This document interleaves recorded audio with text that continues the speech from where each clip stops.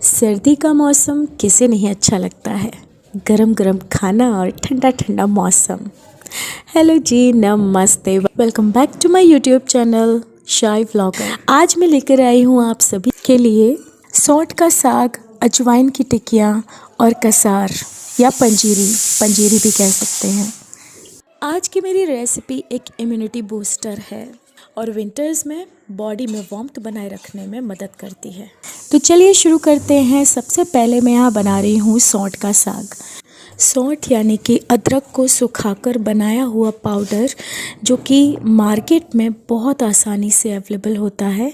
आप घर में भी इसे बना सकते हैं और मार्केट से भी परचेज़ कर सकते हैं। तो मैंने यहाँ पर लिया है 1 चम्मच के करीब सौंठ का पाउडर। मैं यहाँ बना रही हूँ 1 कटोरी के हिसाब की सब्ज़ी। आप इससे कम या ज़्यादा कर सकते हैं।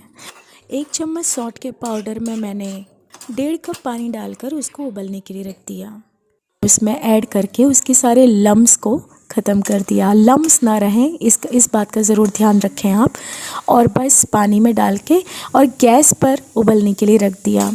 जैसे ही गैस पर रखा, सबसे पहले मैंने उसमें आधी चम्मच से थोड़ा सा कम नमक डाला है। आप स्वाद अनुसार नमक डाल सकते हैं। मैंने सेंधा नमक लिया है, आप कोई सा भी नमक यूज़ कर सकते हैं। और उसको बॉईल होने के लिए रख दिया है। नमक के साथ मैंने यहाँ पर 1/4 चम्मच काली मिर्च का पाउडर ऐड कर दिया है और उसको बॉईल होने के लिए रख दिया। जितनी देर में वो बॉईल हो रहा था, मैंने यहाँ पर 1 हरी मिर्च और 1 इंच अदरक का टुकड़ा, जिसको कूट लिया है अच्छी तरह से। काट के भी डाल सकते हैं, लेकिन काटने में वो स्वाद नहीं आता है, इसलिए कूटने के बाद जो उसका रस निकलता है ना, वो पूरा अच्छे से सब्जी एब्जॉर्ब करती है। तो इसलिए मैंने कूट कर यहाँ पर 1 हरी मिर्च और 1 इंच अदरक का टुकड़ा वो ऐड कर दिया है।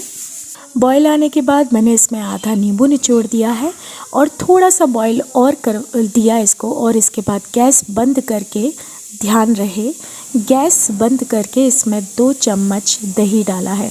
गैस बंद करके इसलिए क्योंकि अगर आप उबलते हुए में दही डाल देंगे तो दही फट जाएगा और वो बिल्कुल फटा पूरी सब्जी दिखेगी, तो अच्छा लुक नहीं आता है। स्वाद में भी थोड़ा सा फ़र्क पड़ जाता है।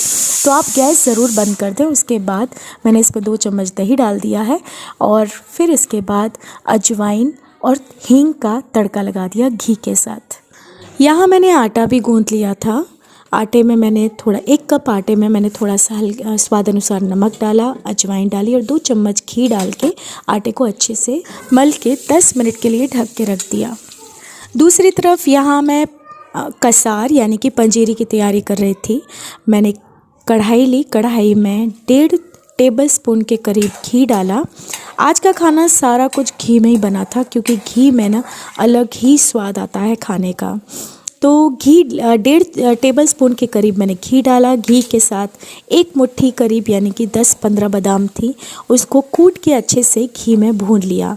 जब तक गोल्डन ब्राउन होने तक मैंने बादाम को भूना। उसके बाद मैंने 1 कप आटा उसमें घी में ऐड कर दिया और उसको भी अच्छे से भून लिया आटे को।